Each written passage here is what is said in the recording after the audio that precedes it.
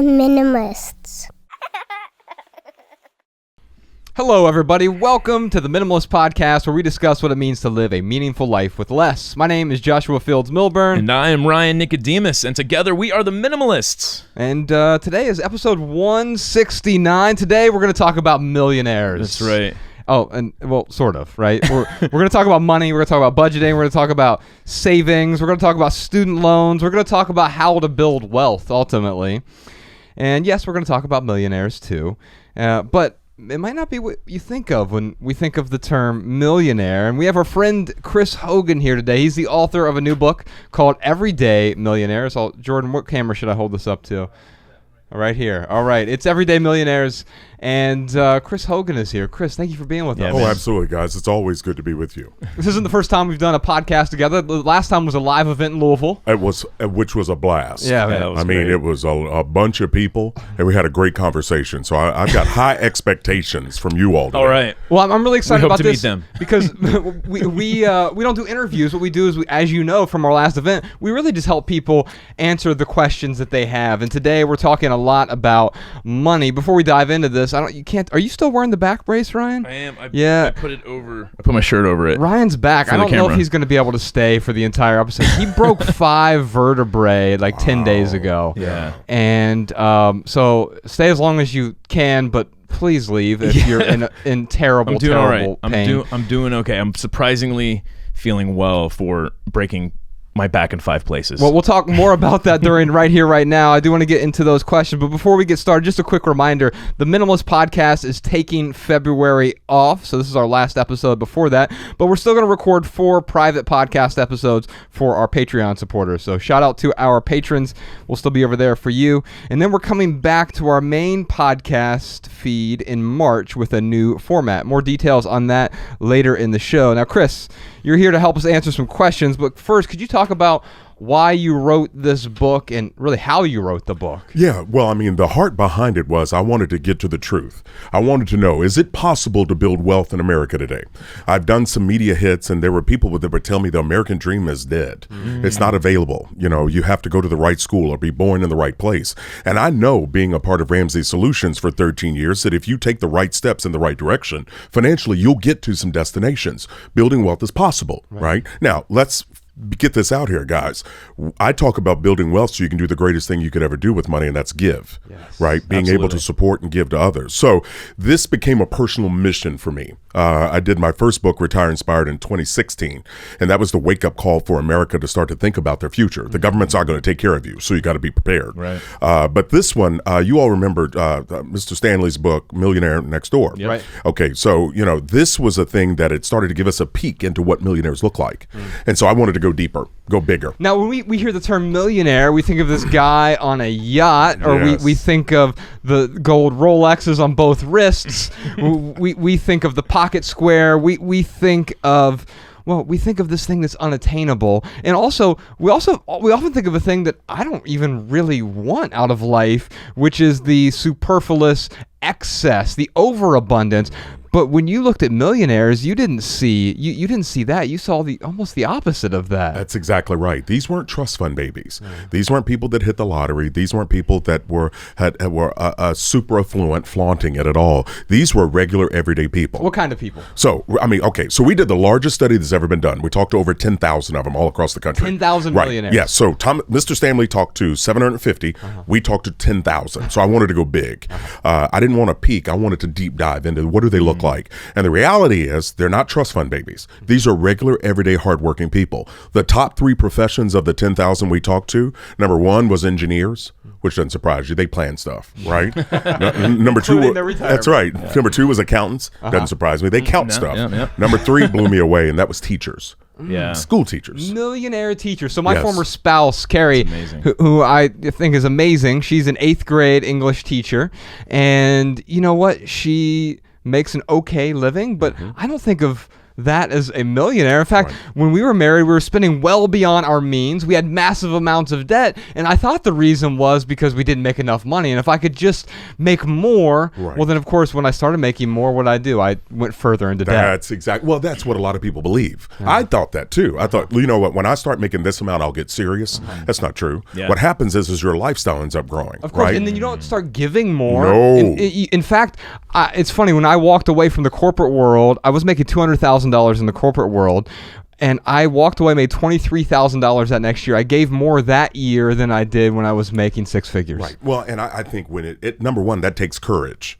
All right. I mean, to be able to walk away from that and to be able to pursue something you're called to do, which I think is really important. But these were regular, everyday people, people that you work beside or live beside, and they don't flaunt it. They're people that were focused. No, you would have no idea. No idea. And that's what I love, is that they were in control and they were focused. 70% of these millionaires give each and every month.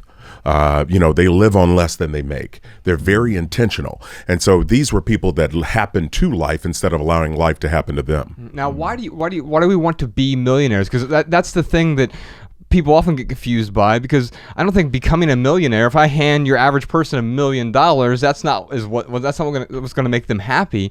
However, I aspire to have $1 million net worth one day, not so that I'm like, oh, look at me, I'm a millionaire, but I want the financial security and financial freedom so that I can not just have the lifestyle that I want to live, which means having a paid off mortgage, not living beyond my means or living in overabundance, but also being able to contribute in a meaningful way. Well, I think that's the giving component. That's the thing that drives me. That was the thing that I wanted to achieve. I wanted to start some scholarship funds, support some charities, do some things that were near and dear to my heart.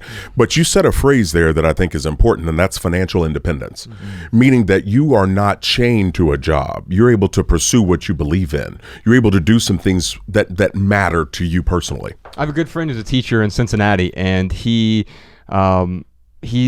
financially free, but he chooses to continue to be a teacher because that's his calling, or at least it's part of his calling, right? And he has other passions as well, but not having to be there allows you to get to be there. Yeah, I like that. And that's so powerful. It is. Well, in our study, 94% of the millionaires enjoyed their career. Okay, 97%, 37% plan to continue working and not retire. 64% of them said they loved their jobs, right? Now, when you love what you do, number one, you're not working. Right, you're making a difference, and so I love the details. This book is broken down. It's the largest research study that's ever been done on millionaires. But also, I give some content about what to do to put yourself on the path. But the stories are the thing that blows me away. Okay, can you tell me just one of the stories? Well, give us a snippet. Yeah, well, Thomas is one that jumps out at me. This guy, guys, he grew up rough.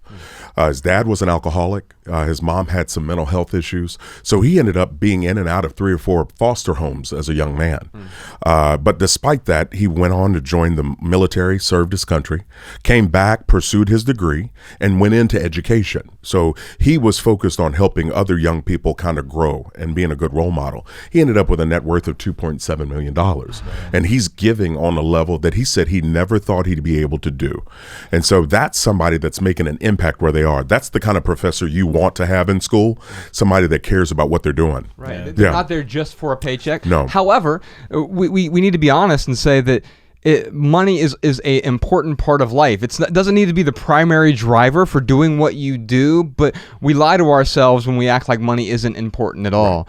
It's just finding out where it lies on the priority scale and then placing it appropriately within your life. Now, you did the audiobook on this book? Yes. That's how I read it personally. Yes. I mean, your voice, man, I could just makes me want to put my Chris Hogan voice on. Well, I appreciate it. Can you make all of us sound like him in post? Yes. All right, well, let's go ahead and dive into these questions. Okay, if you're cool with that. We've got a bunch of listener questions here. The first one is from Emily in Oklahoma City. My husband and I have been paying off debt and using a lot of Dave Ramsey's tools.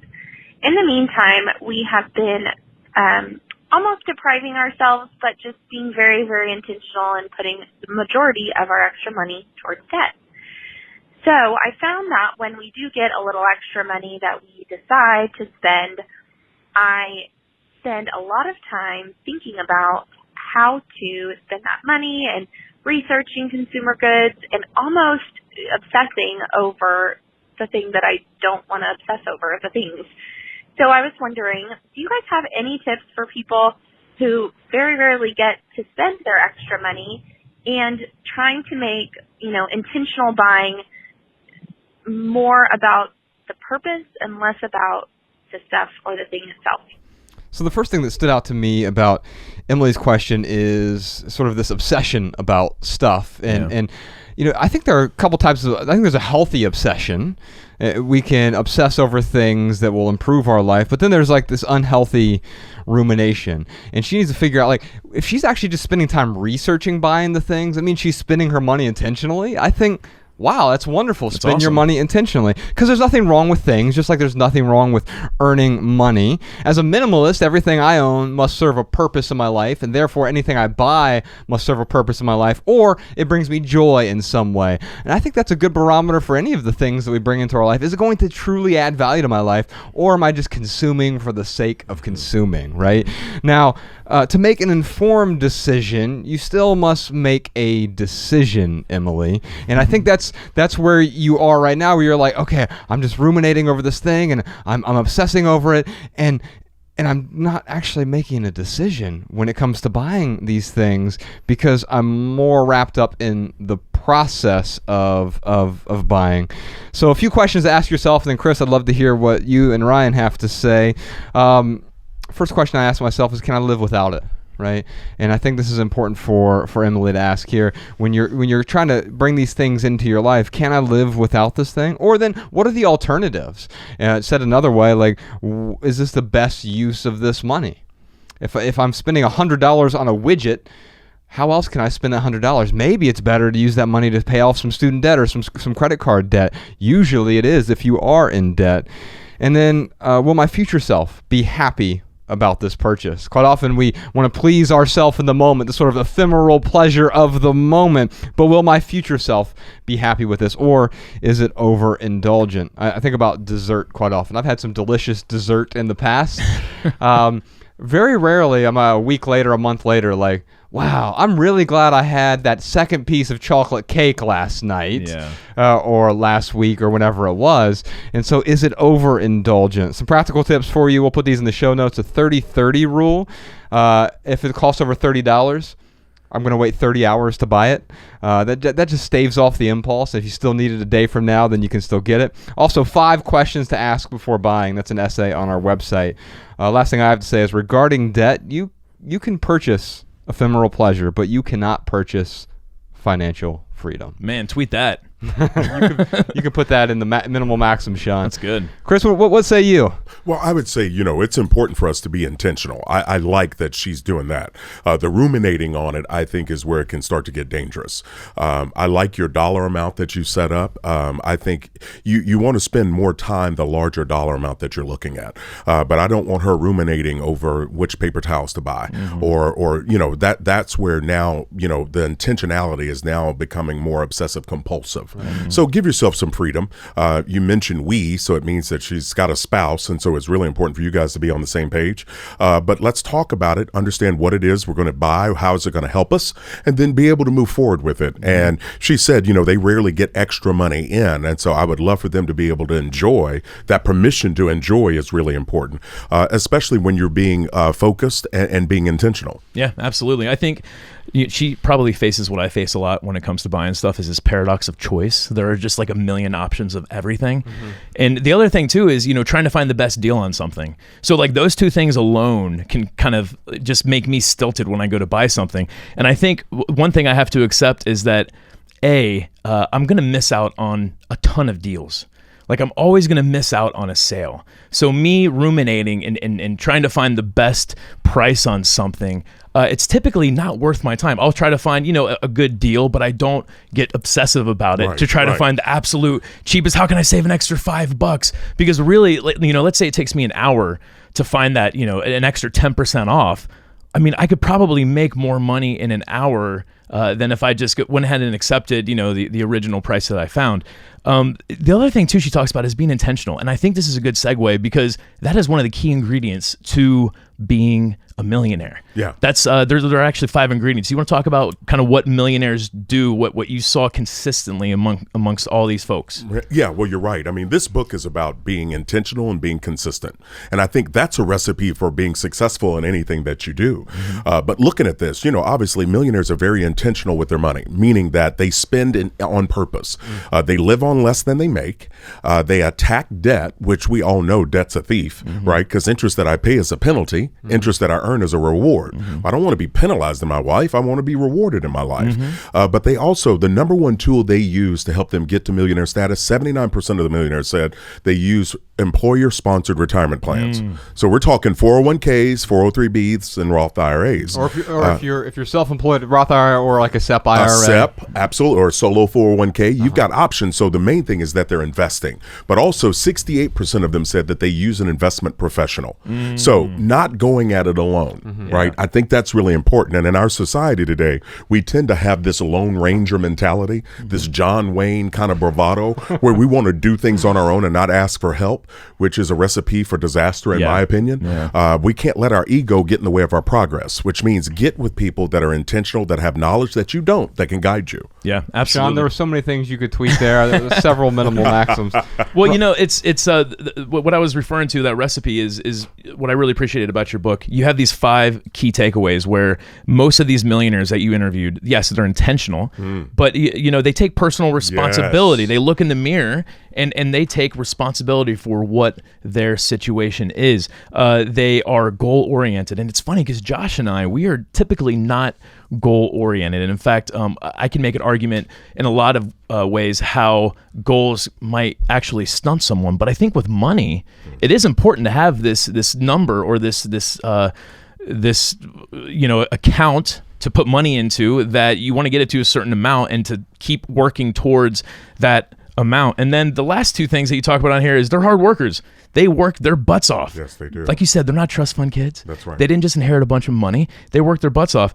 And then being consistent with all of those things. Consistency is key. It is. Yeah. And those 5 attributes are things that people out there can start to do today. Absolutely. Right? You can start to take personal responsibility. You can be intentional with your finances. You can be hardworking. You can be goal-oriented. And you can know that building wealth takes time. And it's not a matter of where you were born. Right? This is not a DNA thing. Right. This is a choice thing. And I think when we as Americans make decisions, right? We're Americans, not Americans, right? And so when we make decisions and we get focused, we don't need a permission slip. Like, you guys remember permission slips back in grade school? You couldn't go on a field trip unless mom or dad signed off on it. Right. Here's the reality. As adults, we don't have a permission slip anymore. We get to sign that thing.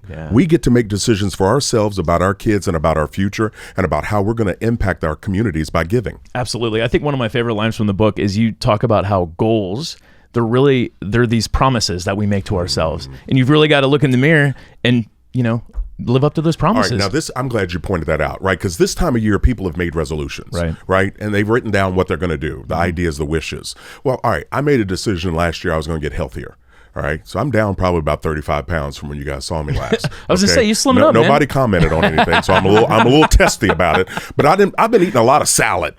Okay, salad is not the meal. Salad comes with the meal, right? And so but that's what we have to do. We have to make decisions about what do I want and what am I willing to sacrifice to get there. Absolutely, right? And I think we forget that we have that power within ourselves. We get to choose. And I want more people to wake up and make choices for themselves and not have this victim mentality to think that they're limited from doing something. No, you can do it. You just have to choose. Absolutely. Indeed. Well, Emily, I want to send you a copy of this book, Everyday Millionaires by Chris Hogan. We'll go ahead and send you a physical copy, or if you would prefer the ebook version, we'll be happy to send that to you as well. All right, let's move on. Oh, by the way, if you have a comment for us today, if you have a comment or tip about wealth or money or millionaires or anything else that we're talking about today, then you can leave us a voicemail, 406-219-7839. You can also email a voice memo to podcast@theminimalists.com. We'll air our favorite comments and tips on a future episode. And stay tuned to the end of this episode for my favorite part of the show. It's this week's listener comments and tips. Ryan, what time is it? You know what time it is. It is time for our lightning round, where we answer questions from social media. All right, Chris, so here's what we do. We're on Twitter, Facebook, and Instagram. We're at The Minimalists. You're at Chris Hogan 360. That's right. Yes, indeed. And so we answer questions from social media. During the lightning round, Ryan and I each do our best to answer every question with a short, shareable, less than 140 character response, but not really. We just we ramble on a bit, and eventually we tie it up with a neat little bow. Sometimes we don't tie it up at all. And you can find all of our shareable quotes over at minimalmaxims.com. Thanks to our friend Jessica Lynn Williams. All right, Ryan, who's our first question from? All right, our first question is from David.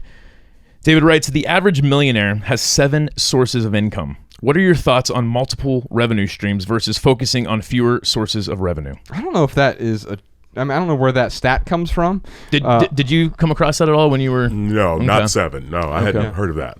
And so maybe it's, I don't know, maybe he's referring to new millionaires or millennial millionaires, Sure. or there's some maybe subset of millionaires that has 7 sources of income. I'll give you a pithy answer. My short answer here is, don't try to make money. Try to make something that adds so much value that people want to pay for it. Ooh. Now, that can be that you're writing a book that someone really wants, or maybe you're creating something, you're creating art, or maybe you're doing something with your time, like you're educating people, and you're doing such a good job that people would be crazy not to pay you, not to give you the pay raise, not to give you the promotion, not to give you more money, because you're adding so much value to your corporation or to your own business that people want to pay you money for it. Yeah, absolutely. My pithy answer is this.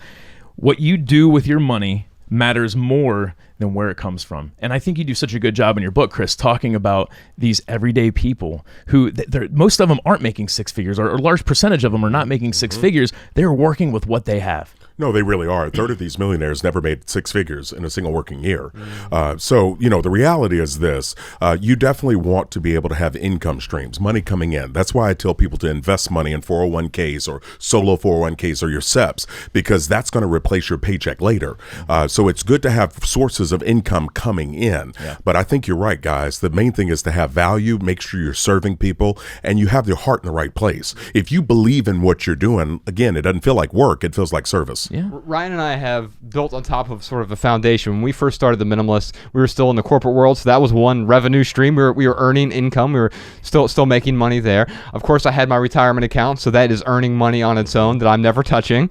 And so that is technically a revenue stream, right? Even though I don't treat it like one, it doesn't go into my bank account necessarily. Not yet.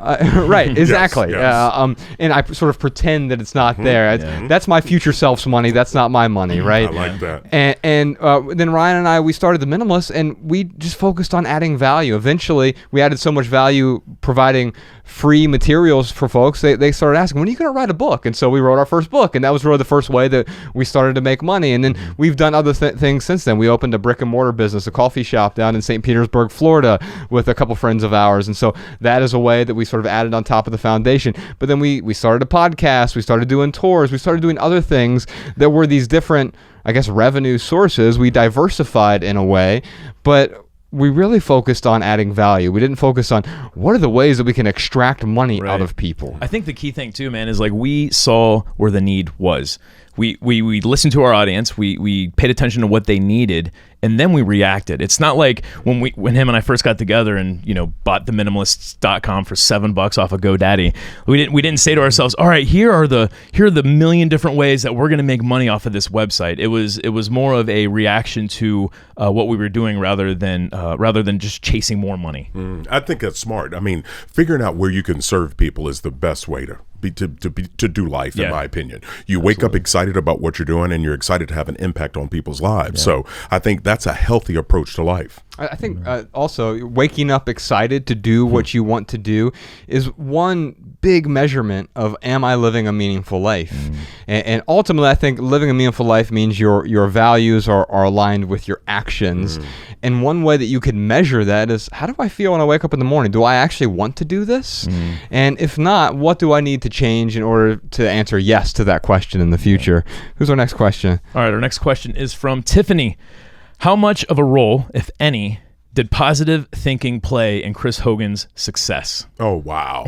I can tell you right now, it played every so kind of role. pessimistic. Yeah. No, it was an amazing impact. I'm a huge proponent of Zig Ziglar. Zig used to talk about Automobile University. I used to listen to cassette tapes. All right. That's back. I'm old. Okay. That's this thing you used to slide into the radio, but would listen to that. And I think it's really important for us to make sure that we're feeding ourselves positive information. Absolutely. It's impossible to put negatives in and expect positives out. So we need to be bringing in positive thoughts, but also delivering positives to other people. What we think about ourselves and how we view ourselves impacts our actions. So I think it's important for us to guard that voice in your head. If it's not telling you positive, encouraging stuff, it's time to change the track. You need to mute that button and play another song. Absolutely. Yeah, that sums up my short answer really well. I said my short answer to this is think carefully. Your mind controls your actions, and your actions shape your lives. And so, or shape your life, I should say. You can edit that, Sean. But I mean, I think positive thinking is a great first step. However, we can't mistake it as the only step either. We have to couple it with action, right? Yes, you do have to do something. I mean, you can sit around and think positive all day, but if you don't get up and do something, but also we hit on it earlier, sacrifice, right? Anytime you're going after something that matters, you're going to have to give up some things. And I think we tend to forget that part. So as I set goals or promises for myself, what am I willing to give up and what do I want to get? And I think that's a great way to balance our focus. Yeah, Yes, absolutely. My short answer is this: incantations are just as important as brushing our teeth. And I just can't stress that enough. What we tell ourselves, well, that's what's going to be true. And that's what we're going to act on. And if you're someone out there who's got this negative voice in your head, just maybe keep a gratitude journal. Wake up in the morning and just give yourself one positive incantation that you can say throughout the day. It really does make a huge difference. Wow, I have a statement, guys. I tell people it's hard to be hateful when you're grateful. Amen. Right? Yeah. And when you look at things, so find something to be grateful for. If you woke up, praise the Lord, you woke up. If you got breath in your lungs and you walk by yourself, that's a thing to be grateful for things. And it's easy to find those when we have awareness. Yeah, absolutely. Yes, It's funny, speaking of that, it's like, since I broke my back, I have appreciated my legs so much because I really could have really done some serious damage. Yeah. And man, I'll tell you, as much pain as I'm in, I still can keep a pretty positive attitude, being appreciative of the things I do have. I have to tell you, you are amazingly positive, standing there with that back brace on and walking. I'm serious, dude. You're pushing through, and that's what I love. That, and that's a lesson in life that we do have to push through some challenges. They're coming our way. Yeah. It's how we handle them. Absolutely. Well, P.S. gentlemen, we have 5 more questions about student loans, about minimalist expenses, about car leases, about occasional splurging while paying off debt, and also about how to establish an emergency fund. Plus, Chris, I want to talk to you about whether the government shutdown is ruining our lives. We're going to talk about all of that. And if you want to hear our answers to those questions and more conversation with Chris Hogan, you can listen to this week's Postscript episode over at the Minimalists Private Podcast. That's right. Every week we record an additional podcast episode, and it's available exclusively to our Patreon subscribers. And once you become a Patreon subscriber over at theminimalists.com/support, you'll receive a personal link to our private podcast feed from Patreon so that it plays in your favorite podcast app, whatever app you're using to listen to this podcast right now. You'll also get access to the entire back catalog of more than 100 private podcast episodes. And by the way, this is our final Postscript episode, Ryan. Wow. And it's actually, I think it's going to be our longest Postscript episode yet, because next week we're switching to our new podcast format, and our Patreon episodes will switch from Postscript episodes to what we're calling maximal episodes. We're doing longer episodes, over an hour long for our Patreon subscribers starting next month. And while the episodes on our main feed, the feed you're listening to right now, will be shorter 30-minute minimal episodes. A lot of people have been asking for that. So let's talk about why we're making this change really quick. First, there are a lot of folks who have been asking for a shorter version of the Minimalists podcast. And some people want a succinct half-hour dose of minimalism each week. They don't want Ryan and I maundering on for 2 hours, and that's totally fine. As much as we love hearing our own voices. And so those people who want shorter episodes, they're going to get their wish with our weekly minimal episodes on the main free public podcast feed, the podcast feed that you're listening to right now. Second, and this is the big exciting change for me and Ryan, there are some topics that we want to discuss semi-privately, I guess, in front of a small, compassionate group of people. Conversations we'd have with only trusted friends or family. We want to be able to think out loud in front of a small group of people who are willing to give us the leeway to grow and fail and change our minds in real time.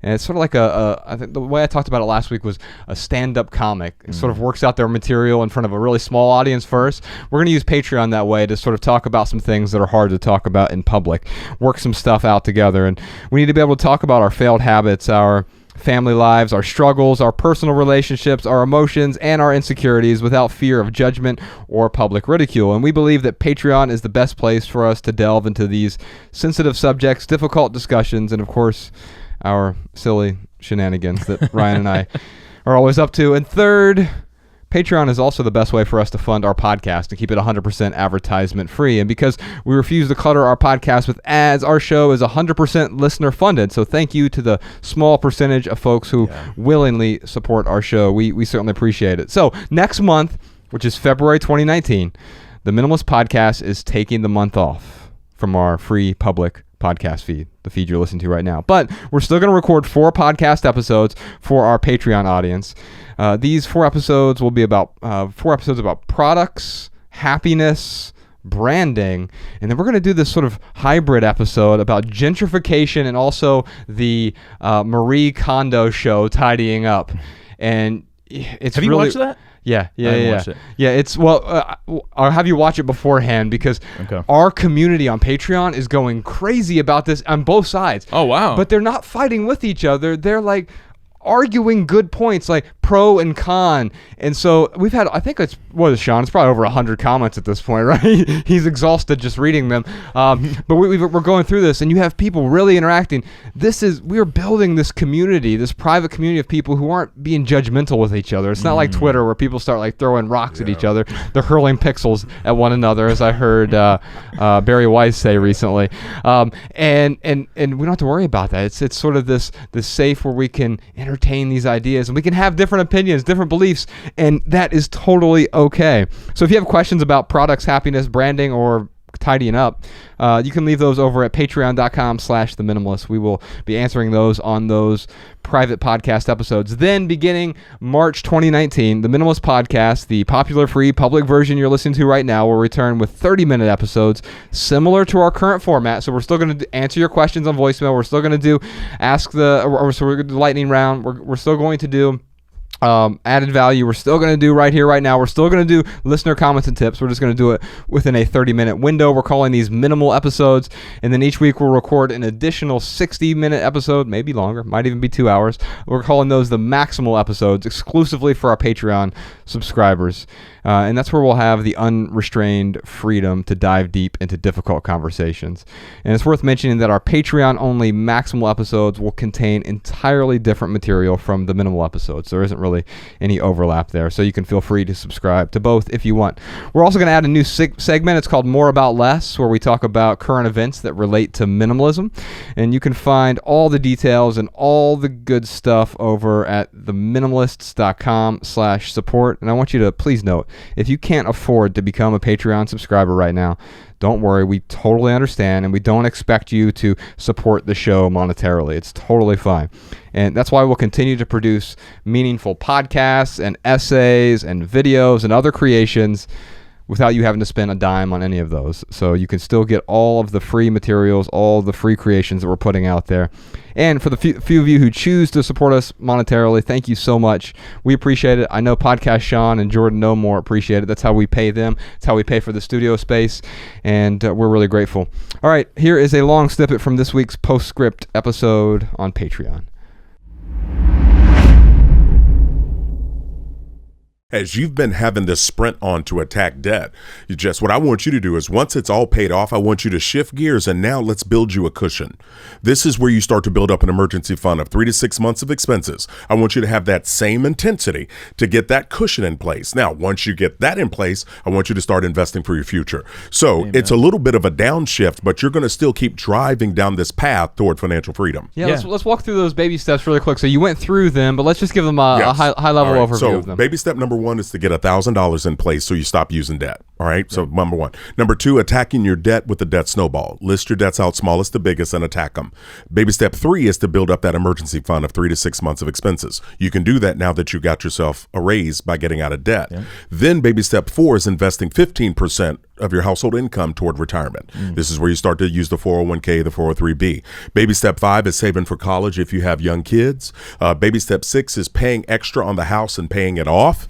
Baby step 7 is build wealth and give, which giving's the greatest thing you could ever do with money. Yeah, so they're at that build wealth stage. I mean, they're right where they want to be right now. Yes, she is. And one of them is a minimalist fan. The other one's a Dave Ramsey fan. That sounds like the best team right there. Absolute best combination. It's like an Oreo. Chris, I want to say thank you so much for being here with us today, and we're really grateful. I really hope people check out your new book, Everyday Millionaires. I think you're an amazing person, and what you're doing is really good for the world. So thank you for doing what you do. Man, thank you for having me. And I tell you what, I appreciate you guys and what you're doing. You're helping people gain perspective.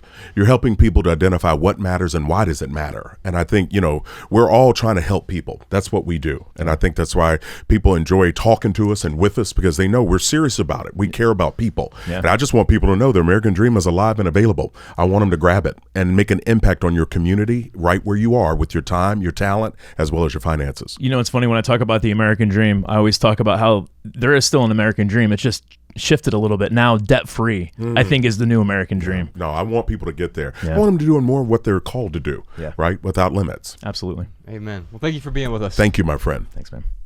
All right, we just finished that Patreon episode with Chris Hogan. He had to dip out. He's going somewhere else already. He's out here talking to people about millionaires. Actually, Podcast Sean and I are headed to his event with Dave Ramsey tonight as well. So looking forward to that. Let's move on to our added value portion of the show. This is where we each talk about something that has added value to our lives recently. I'm going to talk about 2 things, Ryan. Cool. One is a new album. Sometimes I just go on to not Apple Podcasts. It's iTunes, I guess. Yeah, iTunes Apple Radio. Music. That's what it is. Apple Music. Okay. And I check the browse, and I was on the singer-songwriter tab, and I was just listening to new music. There's so many new albums out, but there was this one that really struck me. There's a singer-songwriter named Dermot Kennedy, and it's a self-titled debut album, but there's this song called Power Over Me that is like this powerful song, and it's exactly how I feel about Beck, so I don't want to get too sentimental here, but there's this pull. You experience this with Mariah, where she has this pull over you, and when you're not around her, you miss her, and you want to get back to her, and she has this power over you in a way, but in a good way, not in this negative way, but it was like this beautiful expression of love and emotion, and maybe we can play us out with that at the end of this episode, Podcast Sean. The other thing, we just restringed Ella's guitar this past weekend, and her and I were doing dueling guitars, trying to teach her how to play a little bit, even though I barely know how to play. But I was doing the chords for her while she was doing the strumming, and I was teaching her how to not bang on the it works a lot better if you just strum them softly. Right. And she's still working on getting that down. But the thing that added value to my life was spending $4.50 getting her little tiny cheap kid's guitar restrung, because she, when we first bought it for a couple of years ago, within a day she had broken at least 2 of the strings. I would have done the same thing if I was 5. In fact, I still do the same thing. You still pop every once in a while. What's adding value to your life recently, Ryan? Oh man, well, since Chris was here, I got to recommend his book, Everyday Millionaires. Just a great approach to how anyone can really become a millionaire. And I know we talked about it during the podcast, but he just does a really good job of speaking to how it's really what we do with what we have, rather than coming from a certain socioeconomic background or having some inheritance or having some kind of windfall in our lives. You don't need that to really save up and to become a millionaire. And I want to be clear again. We touched on this in the episode.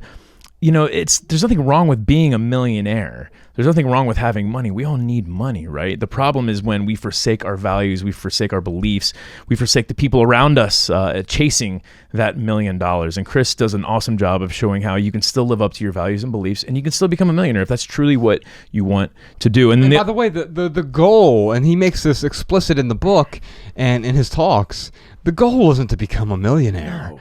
these are people whose goal was to live a more meaningful life, to give more, to be financially free. And on the path to doing that, a lot of people rack up $1 million net worth. And he defines that in the book too. These aren't people that make $1 million a year, as he talked about. These are people who most of them at least, earn a very modest income. Most of them never earn, 6 figures, and they're still able to make responsible decisions with the money that they have. Yeah, and then along with Chris's book, I've recommended this before, but I got to recommend it again, is the Every Dollar app. Like that budgeting app. So Mariah and I, when we were paying off debt, we had a budget. And then when the debt was gone, I was like, oh, we don't need a budget anymore. Well, our credit card bills just started getting, because we do carry one credit card that we pay off every single month. It started kind of rising.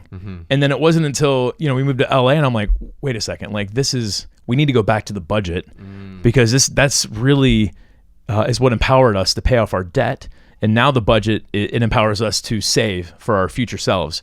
So the Every Dollar app is what we use. And I got to tell you, like the first month that we started implementing the budget back into our lives using the the Every Dollar app, our credit card bill went in half, and it has not risen since. Holy moly! It's crazy, dude. It's awesome. Once there's this old adage in the corporate world: you can't manage what you don't measure. Right.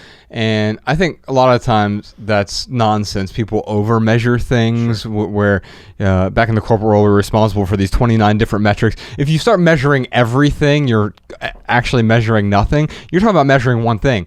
It's the money that you're spending. Right. And that is extremely helpful. If you want to manage it, you have to start measuring it. Well, and here's like the secret, I think, to becoming financially stable, whether that means being a millionaire or not, which funny how learning through this whole experience that you don't need $1 million to be financially stable. It sounds like a really nice number, and then that makes you feel like, oh, if I reach that $1 million, I won't have to keep track of my money. But that's not what millionaires do. Millionaires, they 90 something % of the millionaires that Chris talked to in this book kept a budget, still kept a budget. But I guess I'll just leave it on that. Get Chris's book, Everyday Millionaires. Check out the Every Dollar app. It's both really, really, really empowering things. Let's move on to Right Here, Right Now, where we talk about what's going on in the lives of the minimalists. Well, first off, Ryan broke his stupid back. My stupid back. So let's talk about how you did. So I talked about this on the intro of last week's episode when you weren't here. Yeah, I was wondering. I got all these comments. I'm like, I text Jess. I'm like, where did we mention my broken back on social media?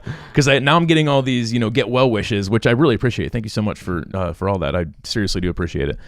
I was just snowboarding and not doing anything. I knew I shouldn't have talked to you about Shaun White. We were on Patreon. We were talking about the Shaun White.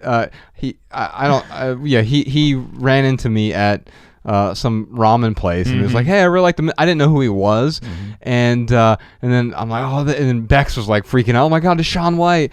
And then I'm like, "Oh, Ryan would really be happy if he got to meet him." And so I tell you once about Shaun White, and you're I'm like, "I can be Shaun White." No, that wasn't it at all, man. I was just boarding through some trees like I normally do. I mean, this is not out of the norm. I probably shouldn't have been in there because the snow cover was not very great. It's funny, like Mariah and I went down the first couple hills and I wasn't in the trees, and I started looking over there. I'm like, oh man, there's like just a bunch of fresh powder in there. Like no one has been in the trees. Well, I took a few runs down, had a blast, was getting all this fresh powder. But then it was like maybe the third or fourth time going through the trees, I just hit this spot that had about 3 inches of snow, and then underneath of it was ice. So I tried to stop, wasn't able to stop, and hurled myself into a tree. And then I realized, talking to Mariah's father, that the reason why there weren't a bunch of tracks in the trees is because the snow cover was so lame and that it was so icy. So people were being smarter than I was, obviously. So had to learn a lesson the hard way. But I gotta say, like I said at the beginning of the show, man, the biggest bruise I've ever seen on a human. It's unbelievable. Should I show the audience? No, okay, no, probably not. It's you're wearing the back brace anyway. Yeah, that's true. It's pretty massive. But you are literally the most durable person I know. I've broken a vertebrae, and it's gonna be a hell of a process healing, and physical therapy is eventually going to be such an important part. That's the part I didn't do for 20 years, and I really paid for it, as you know, as you remember, as you had to deal with. And but you're at a point right now where, I mean, you can't even really, you could probably do some physical therapy, but very, very little at this point. I still like, I have to sleep on my back, like twisting and like rolling over is excruciating. But if I stay on my back, like the pain is relatively low. I mean, they, and you know, mixed with like all the meds they gave me, like it in Tylenol, like it really takes a little bit of the edge off. But like I said in the beginning, man, I am doing pretty well for breaking 5 vertebrae, man. Like I feel pretty good. Still, like standing here right now, there's pain. Don't get me wrong. But man, I feel really lucky that it wasn't worse, you know. I'm really grateful that you're still here. I know at the last minute you decided to make a turn because you almost went face first into it. And we'd be having a much different conversation if that were to happen, because I don't think you'd be here, man. Yeah, maybe not, dude. Sonny Bono, that's what happened to him. Yeah, man. absolutely. Head first. Yeah, my thought, and I always wear a helmet too. And so kids, wear your helmet. Like that is the most important thing, whether you're riding a bike, whether you're snowboarding. I know you want to be cool and not wear a helmet. Well, being cool might kill you one day, might get you killed. So wear your helmet. But what else? Tweet that podcast, Sean. But I saw myself going face first in the street, and I had my arms out, and I was going fast enough where I was like, oh, I'm gonna break both of my arms if I go into this tree. So I, like, at the last minute, tried to put my shoulder into it and really just put my back into it instead. So it was a fluke thing. I got to tell you, when I was before I got up, so I hit the ground, like obviously fell. Yeah. My left leg was like numb for like 10, 20 seconds. And I'm like, for a second, I was like, oh no, like I have just dramatically changed my life. Yeah. And then after I started feeling back in that leg and I could move my feet and stuff, I was like, oh, okay. Like it was just like this, it was this trauma that happened in my body, and maybe I'm okay. I actually got up, dude, and snowboarded out of the trees and got to the main trail where Mariah was. And when I got to the main trail, I was in so much pain. I was like, oh, there's no way I can make it down the rest of this hill. So thank God Mariah was there. She was waiting. We always check in on each other. She was waiting for me, and I was like, I need a snowmobile. She went down the hill and got a snowmobile. I had the whole dude, I felt like such a schmuck, man. Like getting in the stretcher that they have on the hill, dude, and like everyone's looking at, oh, what happened to that guy? It was kind of embarrassing, but I got to, okay. Yeah, it's okay, man. I got to give it up to the team over at Lost Trail there in I guess it's technically like in Idaho is where. Oh, really? Yeah. If it's right on I think half of the resort is in Idaho and the other half is in Montana. I broke my back in Idaho. Sounds like a country western song. Yeah, it does, man. But yeah, Josh Wagner keeps calling me Brokeback Montana. But no, man, I got to give it up for the team at Lost Trail. Matt, who got me basically from where I sat and all the way, helped me get into the car for Mariah to drive me to the ER room. Something funny. I don't think I told you this, man. We took Mariah's dad's car to Lost Trail, which is a manual. It's a stick shift. Mm-hmm. Mariah has not driven a stick shift. Oh no! Since high school. Oh, you'd be screwed if I would have been with you. Yeah, probably. But Matt, not only did he help me into the car, he helped Mariah, with the stick shift to make sure that she was stolen someone else's car. She was made sure she was cool to drive it. Yeah, dude. I mean, like I said, man, it was the team was awesome, and all the support around it, I really appreciated. Although I feel like, there was a piece of me that I was like, I'm never gonna snowboard again. Like, why do I put myself in such danger? I'm way past that now. Yeah. But definitely learned a hard lesson, man. Well, so I broke a vertebrae when I was 13 playing ice, the water. Yeah. On ice, I was playing ice basketball. Right. Someone tackled me, and then I'm still trying to get that as an official Olympic sport. Ice basketball. You could replace curling. I mean, come on. Full contact curling. Full contact ice basketball sounds awesome. By the way. That's true. I don't want to play. I didn't realize that's what I was playing. And and then when I was 26, I cracked my tailbone. I was working at a telecom company we're at. I was at Bridgewater Falls and like fell. I had a cup of coffee in each hand, and I slipped. It sounds like something I would do. I was bringing back a cup of coffee for Ratliff, and like, and you know when you squeeze the when you're falling, it squeezed, and so the lids popped off, and like it looked like it's like way up in the air, and I cracked my tailbone, and there's nothing I could do about it other than like barely sit down. Oh my god! And the lesson I've learned here is avoid being anywhere where there's snow or ice, and you're totally and fine. You're fine. Yeah, you're invincible then.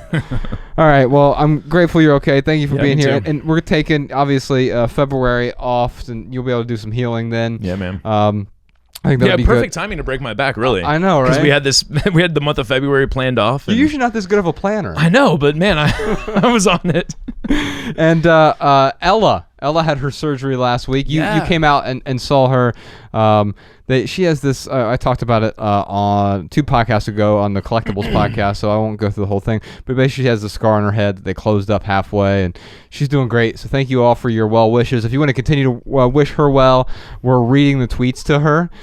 Just tweet her. She's at Ella Sandwich, and she doesn't have control of that account, obviously. But all the words there are literally all words that she says. So we're gonna sit down with her and read all of the get well soon wishes to her. Dude, talk about resilient. When I was in Montana to go and say, hello to Ella, I was like expecting her to be in bed and, like, oh, Ella, you're so brave. And, I hope you get better soon. When I pulled up, I think you guys were having a snowball fight. It was like 2 days after her surgery. And the thing is, I had to like talk to her. I had to talk her out of doing like crazier things. It's like the best thing I could do was like, she wanted to go sledding. I'm like, no, you can't go sledding with this huge, you have 50 stitches on top of your head. Right. But I can pull you around on the sled as long as you don't, as long as you stay in the sled, basically. And so she actually goes back to school today, the day we're recording this. And so she's doing a whole lot better. And I'm grateful for that. Thank you for all your well wishes, folks. I have a little bit of a teaser.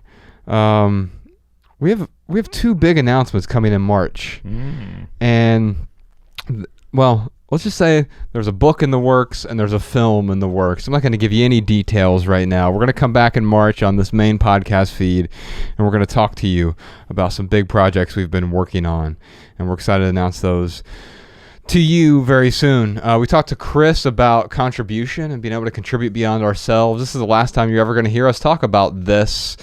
We want $1 from you, or $5 from you, or $20 from you, or $100 from you. Actually, we don't want it. It doesn't go to us at all. How close are we? 20,000 away? No, we're 19,000 away as of this recording. I think we can get there. We got to get there by the end of the month. If we can just talk one person into donating $19,000. If you're out there, please do.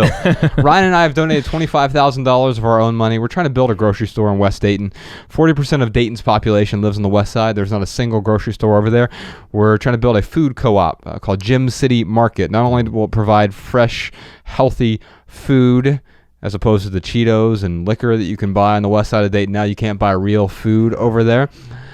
I mean, my diet used to be Cheetos and liquor. I don't know why they're complaining. I'm kidding. And not funny. But we're also trying to educate, add an educational component with Gym City Market. It's not about just providing people with food, but understanding why that food is necessary for well-being and healthy living. Mm-hmm. We really need your help. If you're interested in helping out, it's a $3 million market. We are $19,000 away. So close at this point. By the end of January, if we can get there, we'll have enough money to begin construction on that, breaking ground this summer and opening about a year from right now, which will be amazing. It's exciting. And we'll drag Jordan No More out there. We'll do a filming of the grand opening, all that fun stuff as well. If you can donate, it doesn't go even through us at all. You just go to theminimalists.com/Dayton. That forwards over to the Gym City Market donation page. Give whatever you can give. We're really grateful for everyone who has contributed so far. If you want to comment on this episode, you can do so over at youtube.com/theminimalists. And speaking of YouTube, we just ended season 2 of Living Room Conversations. It's funny. I just finished season 2 of Breaking Bad. Ryan's Walter White.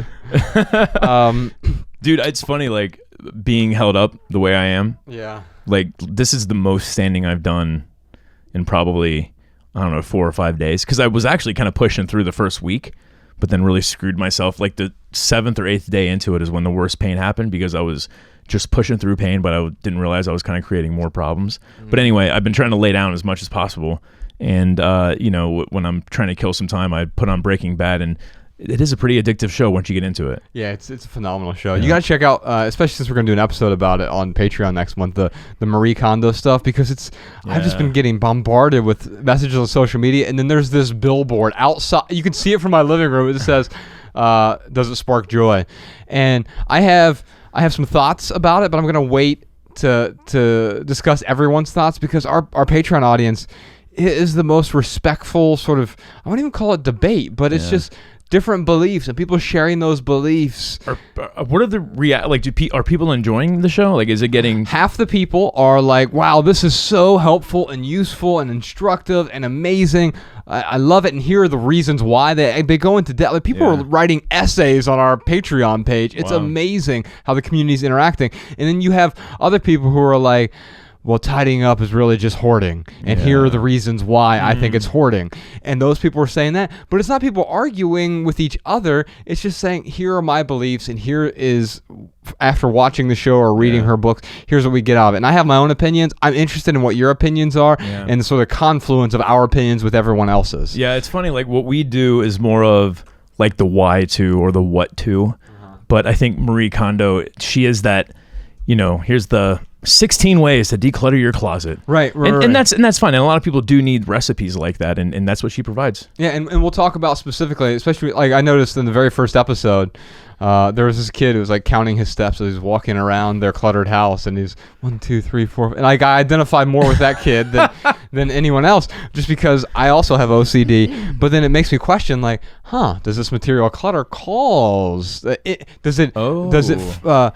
does it make your OCD flame up in a way that, and I think we all know the answer to that, but let's talk about why. We'll do that over on Patreon next month. Also on YouTube. So we finished season 2 of Living Room Conversations. You want to go back and watch those? There's 51 episodes of Living Room Conversations in total. And also, the tour of my house, we finished filming. And that should be out on Valentine's Day, or I think maybe even the day before Valentine's Day.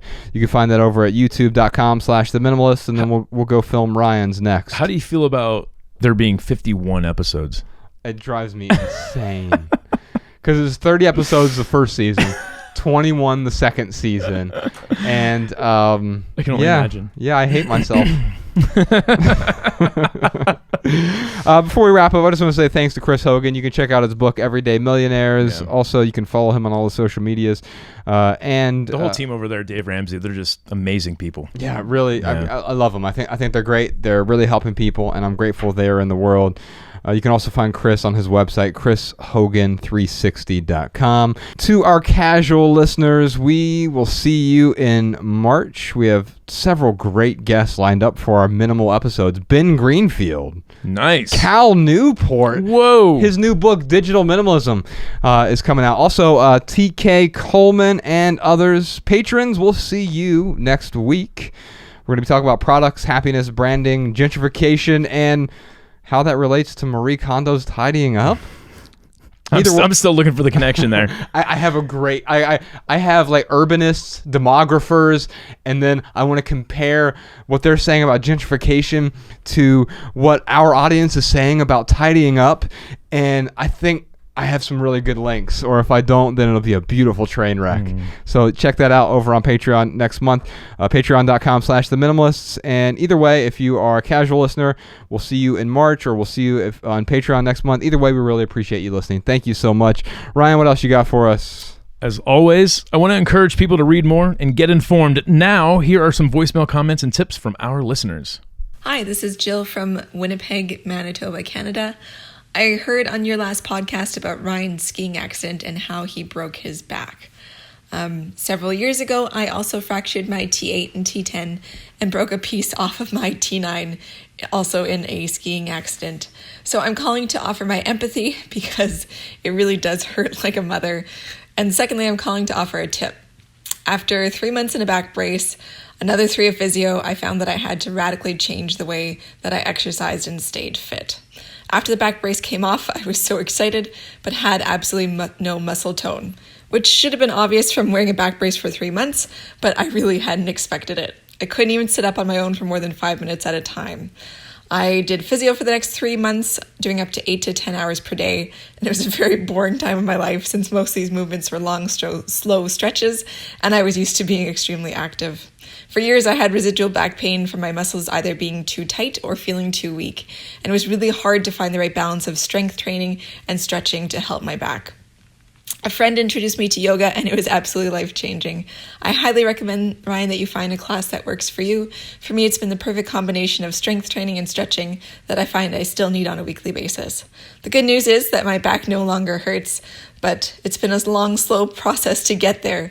So all the best with your recovery, and hopefully you find this helpful. Hello, this is Jessica from Cincinnati, and I'm calling in regards to Sarah from San Francisco's question regarding buying new furniture. I have 4 small children, 8, 6, 2, and 4, and we actually purchased when my oldest was a baby, a sofa from Restoration Hardware, their leather Lancaster collection, and it was the best investment we could have made. The great quality has held up through all 4 children. The leather surface has been amazing for wipeable problems. You can use your imagination on what that means. And also, the awesome thing with Restoration Hardware and other companies that are a little bit more expensive is that they do have store model waiting lists, which is what we did. We put ourselves on a waiting list for a store model that had a tiny scratch in the back, so they couldn't sell for full price, and we received a 40% discount. So if you do find a sofa or you do find furniture from an expensive store or a high-end store, and you're okay with a little bit of damage, especially if you have small children that you're worried may do more damage, that's a great option to be on the waiting list for the next available floor model. And then that way you get high-end, great quality for less. Hi, my name is Beth Ann from Virginia. I'm a longtime listener and lover of your podcast and other media. I just recently finished an audiobook on Hoopla, which is a fantastic program where you can use your public library card to borrow up to 5 items per month from a huge database of audiobooks and music, etc. Not all library systems participate, but everyone should absolutely check to see if their local library does, because it's a pretty valuable resource. But upon finishing this audiobook, I immediately started listening to the baggage episode of your podcast and realized that this book, called Unfuck Your Brain by Faith Harper, may benefit anyone who feels any form of despair from baggage. And let's be honest, if you're human, you have baggage. So it's truly an eye-opening book with great insight on anxiety, depression, emotions, and how you're feeling in everyday life. And she uses a lot of wit and swearing, which are basically 2 things that allow me to function in my daily life. So Hoopla and Faith Harper, 2 added value items to better your life today. All right, y'all, that's it for this episode. If you have a question for the Minimalists, give us a call, 406-219-7839. You can also email a voice memo to podcast@theminimalists.com. And if y'all leave here today with just one message, we hope it's this: love people and use things, because the opposite never works. Thanks for listening, y'all. We'll see you next time. Oh, Podcast Sean, let's play them out with some Dermot Kennedy, Power Over Me. Unless you're on YouTube, then just click on my face and you'll be able to see the video.